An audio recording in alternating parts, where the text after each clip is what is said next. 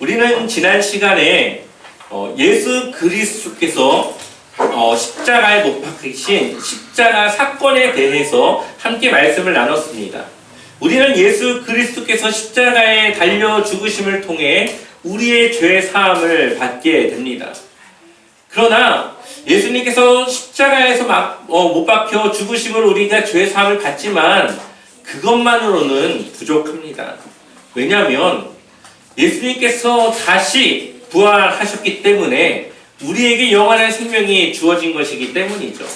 만약에 예수님께서 부활하지 않으셨다면 우리의 죄가 용서받든 그렇지 않든 우리에게는 아무런 효력도 아무런 변화도 없을 겁니다.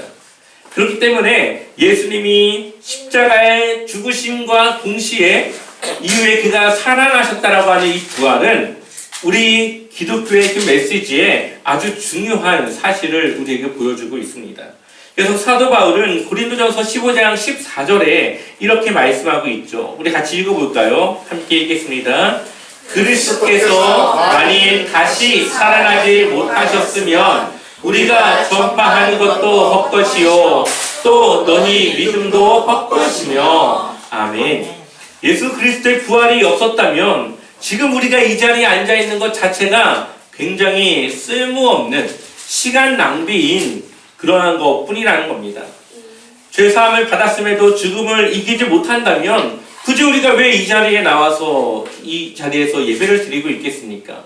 굳이 힘들게 왜 하나님의 말씀을 따라 살아가고 있겠습니까? 편하게 믿을 수 있는 종교들도 많은데 굳이 우리는 이 자리에 앉아 있을 필요가 없습니다. 그러나 예수 그리스도께서는 살아나셨고 부활하셨고 부활의 첫 열매가 되었다는 것입니다. 그리고 예수 그리스도의 부활은 이제 곧 우리의 부활로 주어질 것입니다. 이것은 사람이 생각해낸 상상이나 아니면 망상이 아닙니다. 역사적인 실제이고 변함없는 진리이고 하나님이 우리에게 약속하신 약속이라는 것이죠. 누군가는 부활을 거짓이라고 말하겠죠. 말이 안 된다고 말할 겁니다. 아마 대부분의 사람들에게 이 부활을 이야기하면 믿지 못한다고 말할 겁니다. 하지만 성경은 예수 그리스도의 부활이 아주 실제적인 사건이라는 것을 우리에게 증명합니다. 또한 당시 복음을 듣는 사람들 중에서 만약 예수님의 부활이 거짓이었다면 아마 그것을 누군가는 증명해냈을 겁니다. 누군가는 그것이 거짓이라는 것을 이야기했을 겁니다. 하지만 예수님 당시, 제자들 당시에 그런 역사적인 자료들이나 문헌들을 찾아봐도 예수님의 부활은 이야기하고 있지만 그 부활이 거짓이라는 것은 이야기하지 못합니다.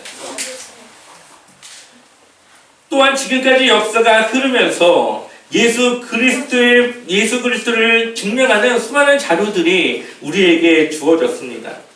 그것이 거짓이라고 주장하는 사람들도 있겠죠. 하지만 그것이 우리의 상상으로 상상할 수 없는 그러한 일이기 때문에 그것을 거짓이라 말하는 것이지, 그 부활을 부활하지 못했다는 것을 증명할 만한 자료를 내놓지 못한다는 겁니다. 만일 한 사람이라도 정말 부활의 거짓이라는 것을 증명해냈다면 우리가 이 자리에 앉아서 예수님을 믿는 그런 신앙생활을 하고 있지 않겠죠. 물론 사람들의 생각과 이성적인 판단으로 부활은 여전히 믿기 어려운 사실입니다. 그러나 거짓이라고 생각하지만 그것을 증명할 수 없다면 스스로 그것을 받아들일 수는 없겠지만 그것이 사실이라는 것을 인정해야 할 것입니다. 그렇다면 성경에서는 부활을 어떻게 증거하고 있는지 함께 나눠보도록 하겠습니다.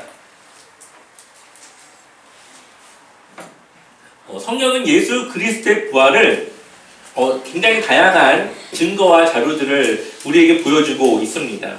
그 중에서도 가장 중요한 거라고 한다면 두 가지가 있는데요. 하나는 빈 무덤, 또 하나는 첫 증언자들이 바로 여인들이었다는 것입니다. 우리 마가복음 16장 1절 말씀 같이 읽어보겠습니다. 함께 읽겠습니다. 안식일이 지남에 야고보의 어머니 마리아와 또 살로메가 가서 예수께 따르기 위하여 향품을 사다 두었다. 아멘.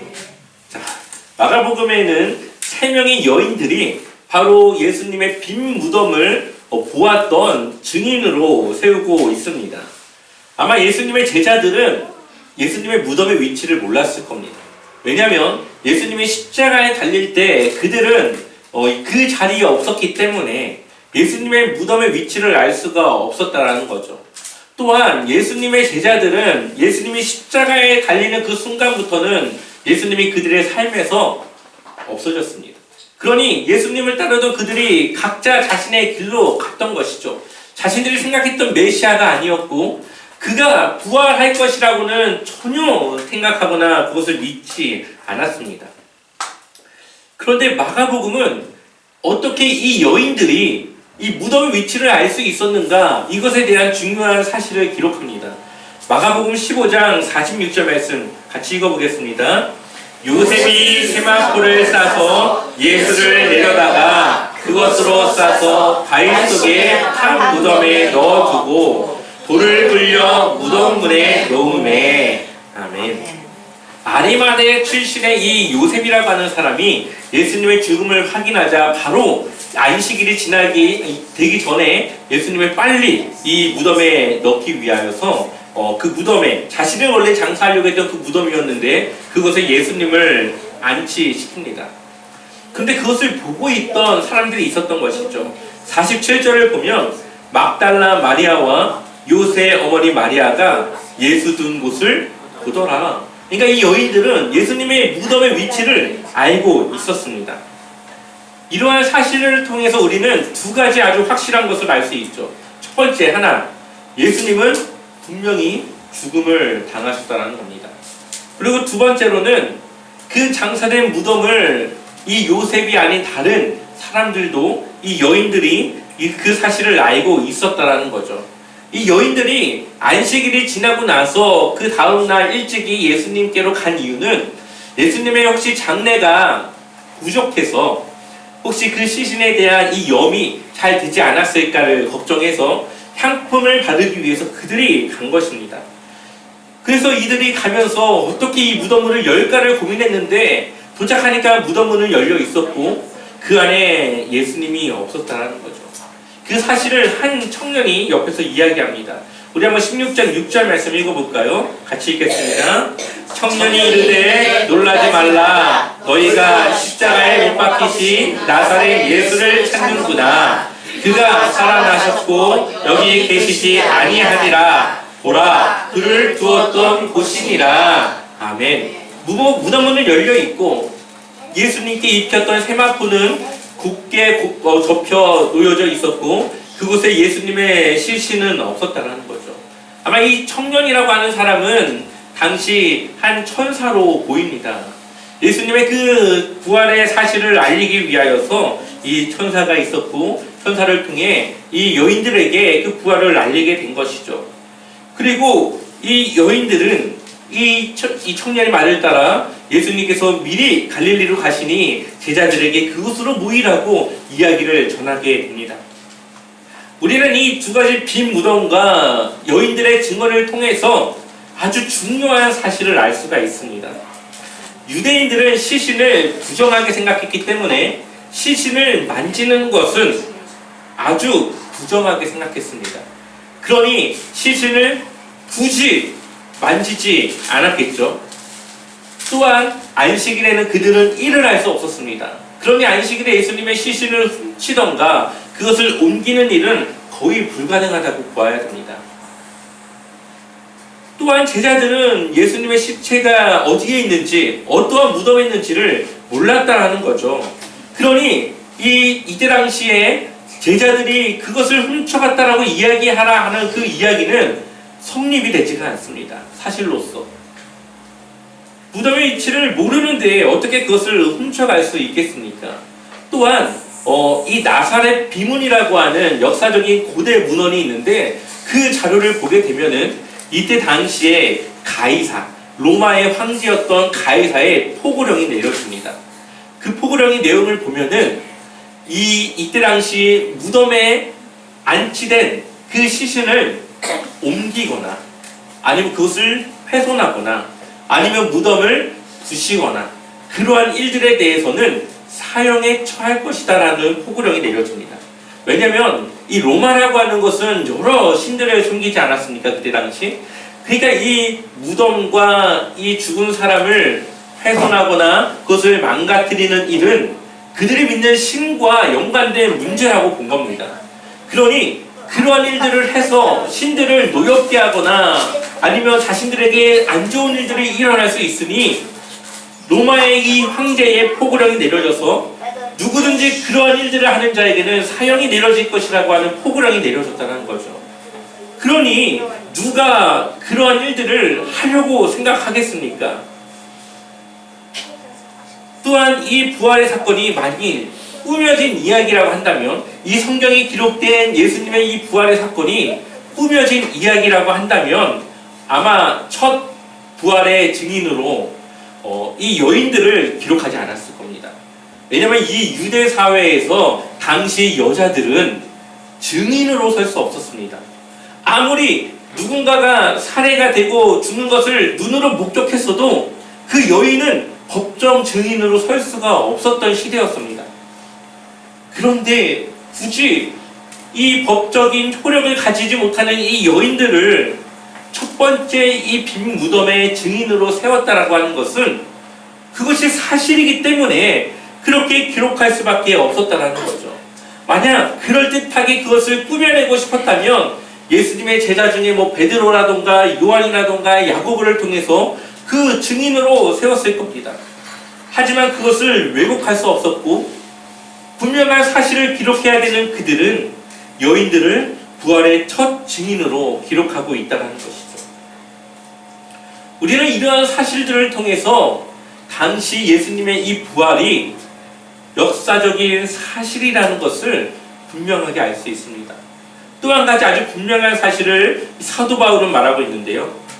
예수님의 부활을 본 사람들은 몇몇의 사람이 아니었다는 거죠.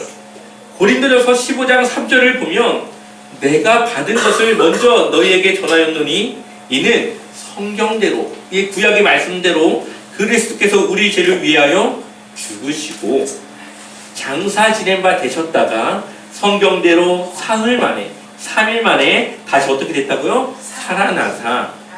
근데 그냥 살아난 것이 아니라 살아나셔서 게바에게 보이시고, 게바는 베드로입니다.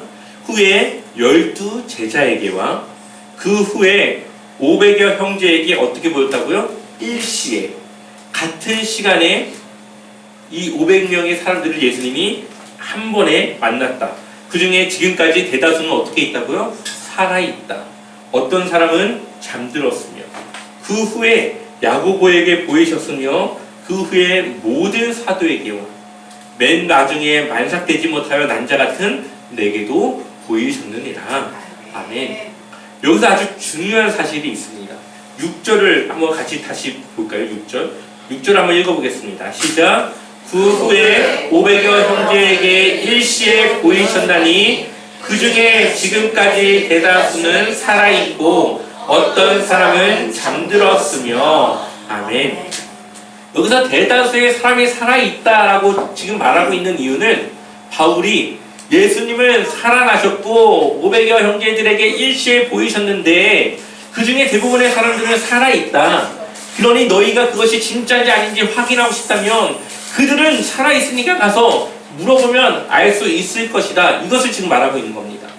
확인하고 싶으면 가서 살아있는 그들에게 가서 지금이라도 그것을 확인할 수 있다. 그것이 거짓인지 진짜인지 한번 확인해봐라. 지금 그것을 말하고 있는 것이죠. 만약에 이 살아있는 사람들에게 물어봐서 저 그런 일 없었는데요? 예수님 저 못 만났는데요? 이런 사람이 한 사람이라도 있었다면 그것이 역사적으로 기록이 남았을 겁니다. 그리고 예수님의 부활은 부정되었을 것이고 예수님의 부활이 거짓이라는 것은 사실로 드러났을 겁니다. 그런데 어떤 사람도 이 사람들을 만나서 물어봐도 예수님의 부활을 부정하는 이들이 없었다는 거죠.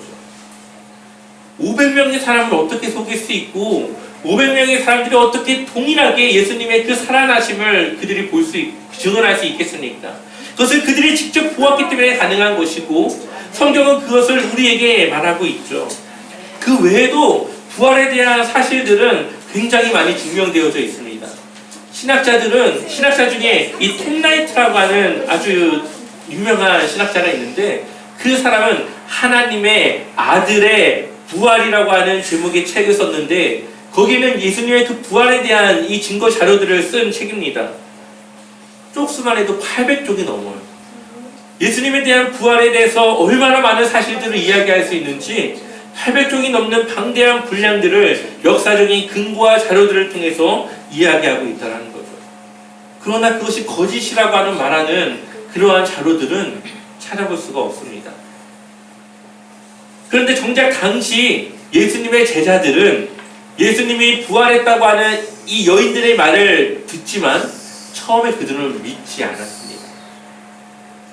그러니 예수님의 부활을 그 제자들이 기대했다, 예수님의 부활을 기대하고 그 시신을 훔쳤다라는 것은 말이 안 되는 일이라는 겁니다. 4개의 복음서에는 모두 예수님의 제자들이 처음 예수님의 부활을 들었을 때에는 믿지 않았다라고 증거하고 있습니다. 그러나 예수님께서 왜 그 사람들에게 나타났을까요? 부활을 알리시기 위한 때문이겠죠. 그들이 들어서는 믿지 않으니 부활하신 것을 보여주며 자신의 그 부활을 믿게 한 것입니다. 우리 한번 마가복음 16장 10절과 11절 같이 읽어보겠습니다. 마리아가 가서 예수와 함께하던 사람들이 슬퍼하며 울고 있는 중에 이 일을 알림에 그들은 예수께서 살아나셨다는 것과 마리아에게 보이셨다는 것을 듣고도 믿지 아니하니라. 아멘. 그들이 어떻게 했다고요? 믿지 않았다. 또한 막달라 마리아가 예수님을 처음 목격했고 그 부활을 전합니다. 우리 한번 마가복음 16장 12절 13절도 읽어보겠습니다. 함께 읽겠습니다. 그 후에 그들 중 두 사람이 걸어서 시골로 갈 때 예수께서 다른 모양으로 그들에게 나타나시니 두 사람이 가서 남은 제자들에게 알리었으되 역시 믿지 아니하니라. 아멘. 예수님께서 만났던 이 두 사람은 예수님의 이 부활하심을 믿었습니다. 그런데 그 두 사람이 다른 제자들에게 그 사실을 알리니까 그 사람들이 어떻게 했어요? 믿지 않았습니다. 그러니 예수님은 베드로에게, 그리고 12 제자에게, 그리고 500여 형제들에게, 그리고 그의 동생이었던 야고보에게, 그리고 바울에게 직접 그 부활의 모습을 보일 수밖에 없었다라는 겁니다. 우리가 잘 알고 있듯이 다른 제자들이 예수님의 부활을 믿을 때에도 믿지 않았던 한 사람이 있죠. 끝까지 예수님의 부활을 부정했던 한 사람이 있습니다. 바로 도마입니다. 요한복음 20장 27절을 보니까 예수님께서 도마에게 이렇게 말합니다. 도마에게 이르시되 내 손가락을 이리 내밀어 내 손을 보고 내 손을 내밀어 내 옆구리에 넣어보라. 그리하여 믿음 없는 자가 되지 말고 믿는 자가 되라. 아멘. 예수님은 이 도마의 생각을 알고 있었던 것이죠. 이 도마라고 하는 사람은 회의론, 인간은 모든 것을 좀 부정적으로 보는 그런 사람이었는데, 이성적으로 생각했을 때 예수님의 부활을 도저히 이해할 수 없고 믿을 수 없기 때문에 모든 제자들이 다 부활했다 말하지만 이 도마는 끝까지 그것을 믿지 않았습니다. 그리고 도마가 예수님의 손에 또 옆구리에 내가 만져보고 넣어보지 않고는 믿지 않겠다. 근데 예수님이 나타나서 그의 생각을 아시고 그의 마음을 아시는 주님이 그렇게 해봐라. 그렇게라도 너가 믿는 자가 되라 라고 말씀하시죠. 그럴 때에 도마가 예수님께 고백하기를, 도마가 대답하여 이르되 나의 주님이시오 나의 하나님이시니이다. 아멘. 성경은 그가 예수님의 그것을 만져보았다라고 말하진 않습니다. 자신의 생각을 알고 마음을 알고 자신을 꿰뚫어보는 그분이 바로 예수님이라는 것을 그가 알게 되었다는 거죠. 근데 왜 이들은 예수님을 만났음에도 처음부터 잘 믿지 못했을까요? 성경은 예수님께서 이 부활을 하셨는데, 육체로 부활하셨는데 그의 육체가 모양이 변하였다, 다른 모양으로 부활하였다라고 이야기를 하고 있습니다. 그래서 예수님의 제자들은 예수님을 처음에는 알아보지 못하다가 대화를 하면서 그 예수님께서 말씀하셨던 그 내용들, 나를 알고 있고 나의 생각을 깨뜨려보는 그분이 바로 예수님이 맞다라는 것을, 부활의 주님이라는 것을 알게 되었습니다. 부활이 우리에게 중요한 이유는 사망 권세를 이기는 것이기 때문이죠. 죽음의 권세를 이기는 것이 바로 부활입니다. 우리의 신분이 이 세상에 속한 것이 아니라 하나님 나라의 시민으로 변해진 결과입니다. 세상에 많은 종교가 있습니다. 그리고 많은 사람들이 종교를 통해서 위안도 받고 위로도 받고 자신의 힘든 그런 상황들을 이겨내기도 합니다. 특히나 불교라고 하는 종교는 사람의 마음을 어찌나 잘 아는지 힘든 사람의 마음을 굉장히 잘 위로하고 사람의 마음을 편안하게 해주는 그러한 종교이기도 합니다. 그런데 어떤 종교도 그러한 위로를 줄 수 있고 위안을 줄 수 있지만 생명을 주지는 않습니다. 죽음을 이길 수 있는 힘을 줄 수 있는 종교는 기독교 외에는 아무 데도 없다는 거죠. 우리는 2020년부터 시작된 코로나로 아주 힘든 시간을 약 3년간 경험했습니다. 지금도 코로나로 많은 사람들이 고생을 하고 있겠죠. 그런데 이때에 수많은 사람들이 종교를 갖기 시작합니다. 왜 그랬을까요? 두려웠겠죠. 죽음이 올 수도 있다라고 하는 그런 상황들 속에서 무언가에 기대고 싶었을 겁니다. 그래서 사람들은 종교를 찾았고 종교에 참여하는 사람들의 수가 늘어났습니다. 각종 재난이나 사회적인 어려움이 있을 때는 사람들은 종교를 찾습니다. 그러나 기독교만이 소망이 있습니다. 예수 그리스도 안에 영원한 생명이 있고 하나님 나라로 가는 그 길은 오직 예수 그리스도만이 우리에게 줄 수 있다는 것을 성경 말씀하고 있죠. 예수님의 제자들이 생명을 걸고 복음을 전한 이유는 바로 부활의 소망을 믿었기 때문입니다. 그들이 죽음의 공포를 이겨낼 수 있었던 것도 바로 부활의 소망 때문인 것이죠. 그들은 죽음의 끝이 아니라 죽음 이후에 새로운 삶이 시작되어진다는 것을 믿었고 그들이 육체의 새로운 부활을 할 수 있다는 것을 믿었습니다. 그러니 죽음을 두려워하지 않았고 그 죽음을 뛰어넘는 그러한 주님을 위한 일들을 한 것이죠. 이 세상에서 소외되고 약자로 살아가는 것은 굉장히 힘든 일입니다. 그러나 하나님은 그러한 자들을 하나님 나라에서는 높이시고 또한 그들이 더 나은 미래를 소망할 수 있도록 하시는 것이죠. 누가복음 16장을 보게 되면은 한 부자와 거지 나사로의 이야기가 나옵니다. 부자는 늘 배부르게 밥을 먹으면서도 집 밖에서 있는 그 거지에게 아무것도 나눠주지 않습니다. 이 거지가 떨어진 부스러기를 먹고 살려고 할 때에 그가 얼마나 온몸이 헐었는지 개들이 와서 그의 헌대를 핥았다고 성경은 기록합니다. 그런데 그들이 각각 죽음을 맞이했을 때에 그 결과는 달랐습니다. 우리 한번 누가복음 16장 25절을 읽어볼까요? 함께 읽겠습니다. 그러나 아브라함이 말하였다. 애야 뒤돌아보아라. 내가 살아있을 동안에 너는 온갖 포사를 다 누렸지만 나서로는 온갖 괴로움을 다 겪었다.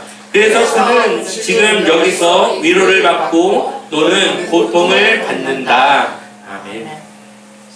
부자들은 천국을 못 간다, 가난한 자들은 천국을 간다, 이것을 말하는 것이 아니라 하나님의 말씀대로 살아간 사람들은 가난에 처할 수 있고 어려운 상황에 처할 수 있지만 그것이 하나님 나라에서 보상되어진다. 그러나 하나님의 말씀을 따라 살아가지 않으면서도 세상을 누리며 살아갔던 그 사람들은 그 위로를 받지 못할 것이라는 것을 우리에게 말하고 있는 것이죠. 우리는 하나님의 위로를 바라보며 지금의 이 순간들을 살아가고 있습니다. 힘들고 어렵지만 하나님의 말씀을 지키고 있고 따르고 순종하고 있습니다.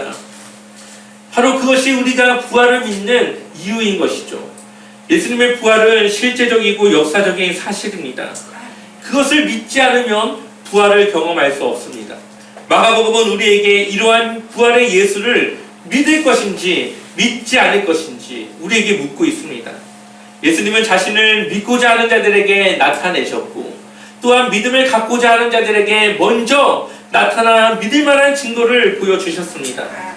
그 이유는 우리를 사랑하시고 한 사람이라도 더 부활의 소망 가운데 살아가길 원했기 때문이죠. 우리가 부활한 후에 살아가게 될 곳은 하나님의 나라입니다. 그것은 하나님이 다스리는 것이고 모든 것이 풍족하고 부족함이 없고 모든 것이 공평하게 다스리는 나라이기 때문에 누구도 억울하거나 슬픈 일을 당하지 않습니다. 우리가 모두 꿈꾸던 그런 나라 아닙니까? 바로 그것이 하나님의 나라라는 겁니다. 그런데 하나님의 나라는 먼 곳에 있는 것이 아닙니다. 우리는 이미 하나님의 나라를 살아가고 있습니다. 하나님의 뜻을 따라 가난함 속에서도 소망을 버리지 않고 불법을 행하지 않고 공정한 삶을 살아가는 것, 이것은 이미 하나님 나라의 통치를 받으며 살아가고 있는 것입니다. 내가 가진 것을 하나님의 것이라고 인정하며 필요한 자들에게 나눠주며 그리스도의 사랑을 전하는 그러한 삶을 살아가는 사람은 이미 그 삶의 주인이 하나님이 되셨고 하나님 나라로 살아가고 있다는 것이죠. 우리가 그렇게 힘들지만 그 힘든 길을 택하여 살아가는 이유는 바로 그것이 생명의 길, 주님이 말씀하신 좁은 길로 들어가는 그러한 삶이기 때문에 그렇습니다. 세상의 악한 문화와 사회의 흐름을 따르지 않고 하나님의 말씀을 가르쳐주는 대로 믿고 순종하며 살아가는 그러한 삶을 살아가는 우리가 이미 하나님 나라를 누리며 살아가고 있다는 것이죠. 모든 사람들이 다 그렇게 살아간다면 이 세상은 어떻게 될까요? 변화될 것입니다. 그리고 그런 실제적인 일들이 완벽히 이루어지는 나라가 바로 하나님의 나라입니다. 우리의 삶은 이 세상에서 끝이 아닙니다. 하나님의 나라에서 우리는 영원히 기쁨을 누리며 살아가게 될 것입니다. 부활의 소망을 가진 우리는 이제 그러한 복음을 전하며 하나님의 말씀 안에서 살아가야 합니다. 그렇게 늘 승리하며 살아가시는 주님의 귀한 제자로 삶으로 나아가시기를 주님의 이름으로 간절히 축원합니다.